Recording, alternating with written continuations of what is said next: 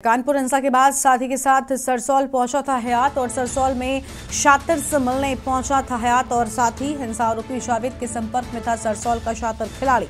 Mobile के इस्तेमाल से दूर था शातिर खिलाड़ी और कानपुर हिंसा के बाद साथी के साथ सरसौल पहुंचा था हयात। जावेद के साथ कोई डिजिटल संपर्क न मिलने से शातिर पुलिस से दूर और खिलाड़ी का खुलासा करने के लिए बस्ती जेल में जावेद से मिलेगी अब एसआईटी। सरसौल में हिंसा आरोपियों द्वारा कोई बड़ी साजिश रचने की आशंका। तो फिलहाल ये बड़ी खबर आपको हम बता रहे हैं, ये अहम जानकारी सामने आ रही है, जहां पर आपको बता दें कि आरोपियों के द्वारा कोई बड़ी साजिश रचने की आशंका की बात सामने आई और खिलाड़ी का खुलासा करने के लिए बस्ती जेल में अब जावेद से मिलेगी एसआईटी की टीम।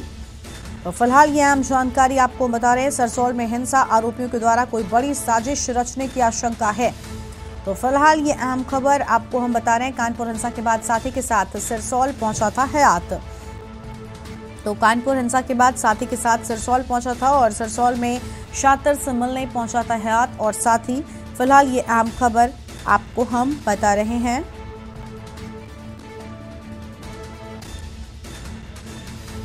तो ये अहम जानकारी सामने आ रही है, जहां पर मोबाइल के इस्तेमाल से दूर था शातिर खिलाड़ी। तो मोबाइल के इस्तेमाल से दूर था शातिर खिलाड़ी। कानपुर हिंसा के बाद साथी के साथ सरसौल पहुंचा था हयात। फिलहाल ये आम खबर आपको बता रहे कानपुर मामले से जुड़ी और जावेद के साथ कोई डिजिटल संपर्क न मिलने से शातिर पुलिस से दूर है। ये बड़ी खबर आपको हम बता रहे हैं। फिलहाल ये अहम जानकारी आपको हम बता दें, जहां पर खिलाड़ी का खुलासा करने के लिए अब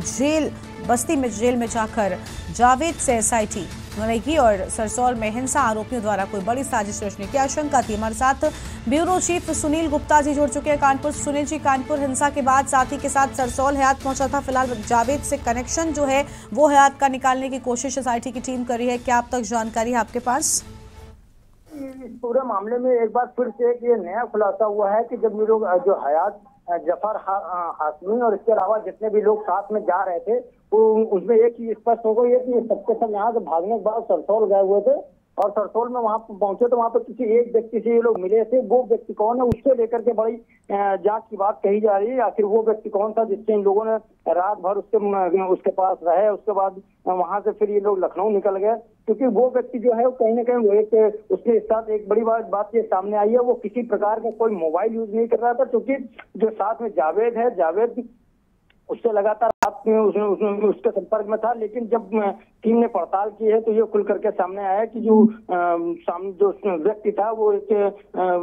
किसी प्रकार की कोई डिवाइस नहीं यूज कर रहा था, कोई मोबाइल नहीं था, जिसको लेकर के एक बड़ा संदेह पैदा हो रहा है कि आखिर ऐसा कौन सा व्यक्ति था जो आज के समय में कोई किसी प्रकार का कोई मोबाइल नहीं प्रयोग कर रहा था। इससे एक चीज स्पष्ट हो जाती है, कहीं ना कहीं वो एक बड़ा खिलाड़ी है और इस पूरे के पूरे हिंसा का वो भी एक इन मास्टरमाइंड के गैंग में कोई बड़ा व्यक्ति हो सकता है जो कि किसी प्रकार से सामने नहीं आना चाहता था और यही कारण है कि पुलिस अभी तक उसकी पड़ताल नहीं कर पाई। हालांकि जो एसआईटी है उसके बारे में लगातार पड़ताल कर रही है और ये भी कहा जा रहा है कि अब जावेद से पूछताछ करने के लिए टीम जो है वो बस्ती जेल में जाएगी, वहां पर उससे पूछताछ करेगी, क्योंकि ये व्यक्ति एक बहुत बड़ा अहम बिंदु सामने के रूप में सामने आ सकता है, क्योंकि कहीं ना कहीं जो व्यक्ति मोबाइल यूज कर रहा था उसका मतलब वो सबसे बड़ा एक साथियों के गैंग का कोई बड़ा खिलाड़ी हो सकता है। उस पर फिलहाल अभी टीम लगातार पड़ताल कर रही है।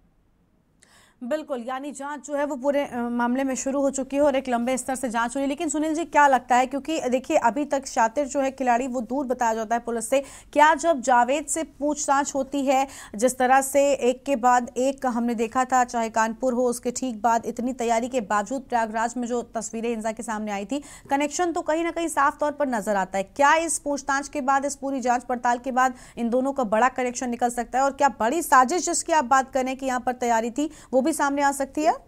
बिल्कुल बिल्कुल, जिस तरीके से जो शुरुआत थी, एक के बाद एक तमाम जो खुलासे हो रहे हैं उसमें एक चीज तो स्पष्ट हो गई है कि इसके जो साजिश के तार हैं वो बड़ी दूर दूर तक फैले हुए हैं और एक बड़ी साजिश के तहत के पूरे कानपुर ने उत्तर प्रदेश को दंगे के आग में झोंकने की तैयारी थी, क्योंकि जिस तरीके से बवाल यहाँ पर हुआ, सहारनपुर हुआ, उसके बाद प्रयागराज में हुआ और भी कई जिलों में बवाल हुए, उसको देख करके एक चीज स्पष्ट हो जाती है कि ये पूरी साजिश के तहत ये सब चीज इसको अमली जामा पहनाने की तैयारी थी। और उसके बाद इन लोगों जो जावेद है और हयात जफर हाशमी उसके और जो साथी हैं, इन सब का एक साथ यहाँ से भागना और भाग करके सरसौल जाना और सरसौल से फिर लखनऊ जाना, तो ये अपने आप में एक बड़ी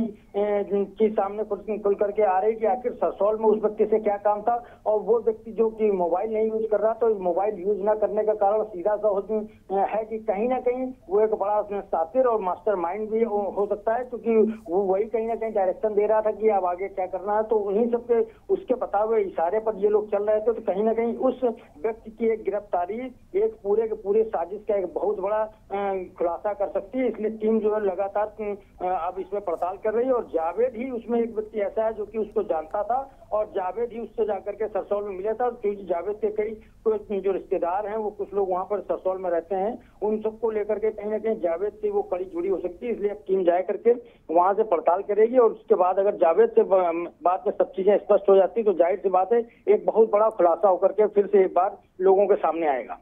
बिल्कुल, बहुत शुक्रिया सुनील जी आपका हमारे साथ जुड़ने के लिए और अधिक अपडेट हमारे के न्यूज़ के दर्शकों तक पहुंचाने के लिए। तो फिलहाल ये अहम जानकारी आपको हम बता दें, जहां पर कानपुर हिंसा के अब पूरे मामले में एक नए स्तर से जांच जो है वो हो रही है। सरसौल में शातिर से मिलने पहुंचा हयात और साथी, और अब जावेद से भी कनेक्शन निकालने की कोशिश जो है वो लगातार की जा रही है। तो फिलहाल ये अहम खबर आपको हम बता रहे हैं। तो ये अहम जानकारी आपको हम बता दें, जहाँ पर आपको बता दें कि मोबाइल के इस्तेमाल से दूर था शातिर खिलाड़ी।